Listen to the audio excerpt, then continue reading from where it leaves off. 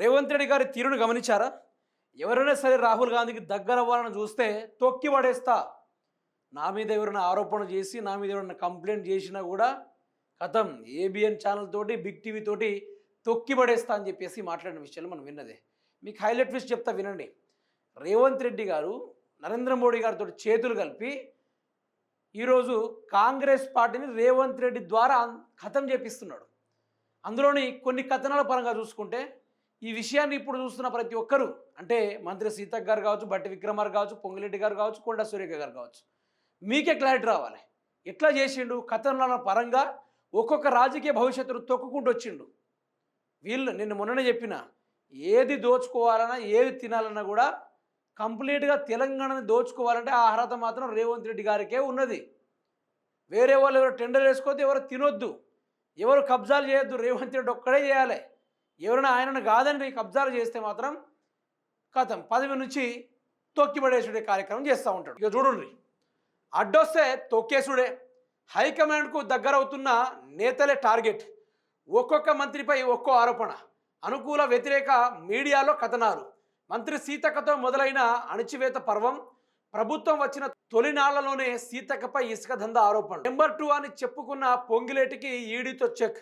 వసూళ్ల వాటాల పంపకాల ఇష్యూతో కొండా సురేఖ చెక్. చెప్పుకోలేని ఇష్యూతో ఉమ్మడి నల్గొండ జిల్లా మంత్రి లాక్. నైని కోల్ బ్లాక్ అవకతవకల వ్యవహారంతో భట్టి మ్యూట్. తాజాగా రాహుల్కు దగ్గరయ్యాడని పీసీసీకి ఎసురు. ఇంటి ఛానల్లో డిజాస్టర్ ప్రెసిడెంట్ అంటూ వరుస కథనాలు. వీళ్ళందరినీ తొక్కేస్తున్న ముఖ్య నేత ఎవరు అన్న చర్చ వినబడుతుంది. అయితే ఇందులో కారణమేంది? లేక లేక అధికారంలోకి వచ్చారు. ఎన్ని సంవత్సరాలుగా మన అప్పులు పాలైనా, ఏదో తెలంగాణ దోసుకుంటున్నాం అని చెప్పేసి తలా ఇంత అనుకున్నారు. అయితే రేవంత్ రెడ్డికి కాదని ఎవరైతే కబ్జాలు చేస్తూ ఉన్నారో, వసూలు చేస్తూ ఉన్నారో వాళ్ళందరినీ రేవంత్ రెడ్డి మెల్లమెల్లగా తొక్కేస్తున్నాడు. అంటే తెలంగాణ సిస్టమ్ ఎట్లుందంటే, ఇక్కడ ప్రజల్ని పరిపాలించాలి, ప్రజలకు మంచి పేరు రావాలి. ఎవరైతే ప్రజలకు మంచి చేయకుండా కాలయాపన చేస్తూ ఉన్నారో అట్లాంటి వాళ్ళకు నోటీసులు ఇచ్చుడో, లేకుంటే పార్టీ నుంచి సస్పెండ్ చేసుడో అట్లాంటివి చేస్తూ ఉంటారు. కానీ ఇక్కడ అట్లా కాదు, మొత్తం రివర్స్ సిస్టమ్ వీళ్ళది. రేవంత్ రెడ్డిని కాదని ఎవడైనా ముందుకు పోతే మాత్రం కథ తొక్కేసుడే అన్నట్టు. ఇక బావిలో కథ ఉంటుంది కదా, ఈ బావిలో కొన్ని కప్పలు ఉంటాయి. ఆ కప్పలన్నీ పైకి ఎక్కుతూ ఉంటాయి. ఎక్కే తరుణంలో మిగతా ఉన్న బావిలో ఉండిపోయే ఏకైక కప్ప ఏం చేస్తుంది? అందరి కాలు గుంజేసి కింద పడేస్తూ ఉంటుంది. తర్వాత లాస్ట్గా ఆ కప్ప ఏం చేస్తుంది? ఎగిరి ఆ కప్ప బావి అంచుల మీద నిలబడి సవాలేస్తుందట. అదే తీరుగా ఉంది ఇప్పుడు కాంగ్రెస్ పనితీరు. ఎవరు ఏం చేసినా కూడా తొక్కేసే అవసరం వచ్చింది. నిజంగా చెప్తున్నా, ఈ కాంగ్రెస్ పార్టీ సీనియర్లకు మైండ్ లేదు. నిజంగా మైండ్ లేదు. నేను గతంలోనే చెప్పిన, మిమ్మల్ని రేవంత్ రెడ్డి మోసం చేస్తున్నాడు, మీరు మీ పార్టీని కాపాడుకోవాలంటే రేవంత్ రెడ్డిని ఆ కుర్చీ నుంచి తీసేయాలి, ఆ కుర్చీ నుంచి రాజీనామా చేపియాలి.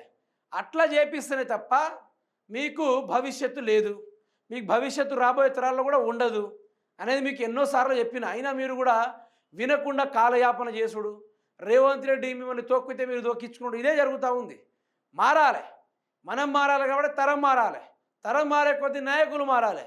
దొంగల్ని పార్టీ నుంచి పారద్రోలేయాలి. ఇది కదా జరగాల్సింది. ఇదేమి జరగకుండా ఆయన ఏదో ప్రజలు చేస్తూ ఉంటే వీళ్ళందరూ కసబీసా అనుకుంటూ తొక్కిసపడతా ఉన్నారు.